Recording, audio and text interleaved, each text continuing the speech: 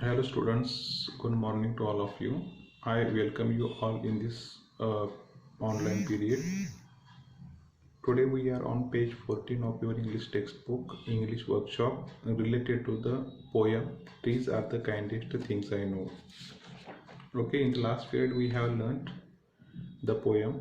We also solved the warming up activities. We discussed about new words in online teaching, and now we are going to get more information about the English workshop, how you have to deal with each and every question, and what the expected answers of those questions you have to write. So first question is there on page 14.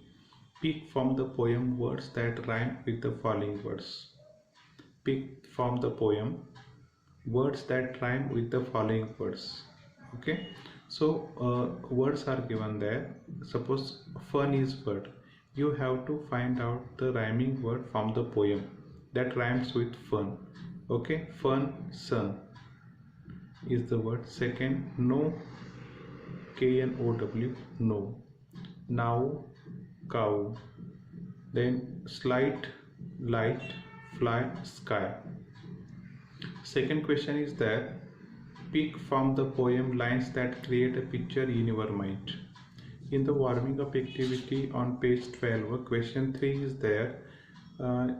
There we wrote some of the phrases that create an imagination or that create a picture in our mind. As an example, green trees. Okay, like that in this poem there are some lines. When we read those lines,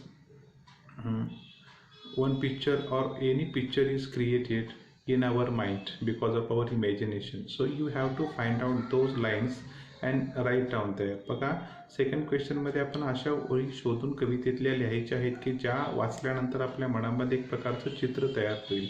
as an example is given here.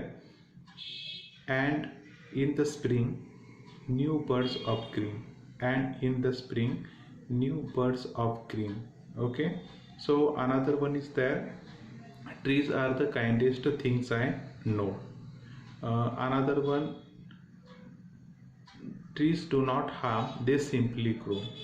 याच्यातून आपल्या लक्षामध्ये येते की झाडं कोणालाही हानी पोचवत नाहीये, तर ते वाढत असतात, मोठी होत असतात. So throughout this lines we can understand. आपल्याला कळतं की की इथं त्या ओळीमधून एक मनामध्ये चित्र तयार होत असे आपल्याला 5 ओळी लिहायच्या आहेत.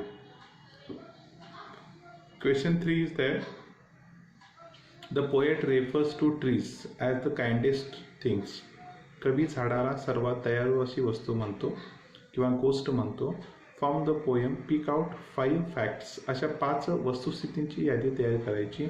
विच प्रूव्ह दॅट, की ज्या सिद्ध करतात की the kindness of trees towards other. झाडं काय करतात की दुसऱ्यांना मदत करतात. हे कोणत्या 5 ओळीतून कळतं किंवा त्या वस्तुस्थिती आपल्याला लिहायचे. ॲज अन एक्झाम्पल बघा, ट्रीज गिव्ह अस फ्रूट, झाड आपल्याला फळं देतात. ट्रीज गिव्ह अस सेड, आपल्याला सावली देतात. Trees give us wood to build houses. So याच्यातून आपल्याला कळतं की झाड हे आपल्याला मदत करतं आणि त्यातून आपल्याला कळतं की झाड हे दयाळू आहे. So you have to write down 5 facts that prove that trees are the kindest things in question 3. Now we are moving at question 4. It's very simple for you. Find words that describe the following. In the poem, you will have to find those words. As an example, cow is given there. How are the cows? कवितेमध्ये तुम्ही शोधला की ते काऊच्या जो शब्द आलाय तो sleepy. हा स्लिपी शब्द काऊचं डिस्क्रिप्शन करतो, म्हणून तो स्लिपी काऊ अशी ती फ्रेज होईल. नंतर न्यू बर्ड्स, बर्ड्स कसे आहेत, ग्रीन आहेत, ग्रीन बर्ड्स. सन कसा आहे, गोल्डन आहे. लललबाई कशी आहे, ड्राउझी लललबाई. ट्रीज काइंडेस्ट किंवा काइंड ट्रीज. इथं कवितेतल्याही लिहू शकता or you can write down your owners. तुमचे स्वतःचे इथं काय करू शकता, नवीन शब्द इथं घालून ती फ्रेज तुम्ही पूर्ण करू शकता. Only the condition is that should be described of the नाव. त्यानं त्याचं काय केलं पाहिजे, त्या नावचं डिस्क्रिप्शन केलं पाहिजे. नाव we are moving at question 5. Pick out lines that mean the following. खाली जे वाक्य आहेत त्यांच्या अर्थाची दुसरी कवितेमध्ये कोणकोणती वाक्य आली ती लिहायची आहेत. ॲज अन एक्झाम्पल बघा, trees provide shelter for animals. आता याच्यासाठी कुठलं हो आलेलं आहे कवितेमधले आपण पाहूया. And spread a shade for sleepy cows. याच्यातून आपल्याला कळतं की trees provide shelter for animals. So ती ओळ तुम्हाला तिथं पुढं लिहायची आहे. Second line is there, trees provide food for all. झाड आपल्याला काय करतं, फूड म्हणजे अन्न पुरवतं. ते कुठल्याही ओळीमध्ये येतं बघा. You will find the second stanza, third stanza sorry. They give us fruit in leaves up. That line you have to write on them. ते तुम्हाला लिहायचे आहे. In question 5 you have to pick out the lines which mean the same. Now we are going at the question 6, which is very important according to me, because you have to think over it and find the information about these particular questions on net also. Question 6 is there, think and write in your own words. वाचा, विचार करा आणि तुमच्या स्वतःच्या शब्दांमध्ये लिहा. What living things can cause harm to one another. एखादा सजीव दुसऱ्या कोणत्या सजीवांना त्रास देतो किंवा हानिकारक असू शकतो अशा 5 सजीवांची नावं लिहायची. ॲज अन एक्झाम्पल मस्किटो आपण घेऊया. मस्किटो म्हणजे मच्छर. It is a living thing आणि ते आपल्याला काय करतं, ब्लड ऑब्झॉर्ब करून घेतं आपल्यातलं. So it is mosquito is an example of harmful living thing to another living thing. Okay next then, why are trees called harmless. Second question, झाडांना harmless असं का म्हटलेलं आहे, त्या इजा पोचवत नाही असं का म्हटलेलं आहे, त्याचंही उत्तर मनामध्ये लिहा. सिंपल आपण सांगू शकतो, trees help human beings, they do not harm, they simply grow.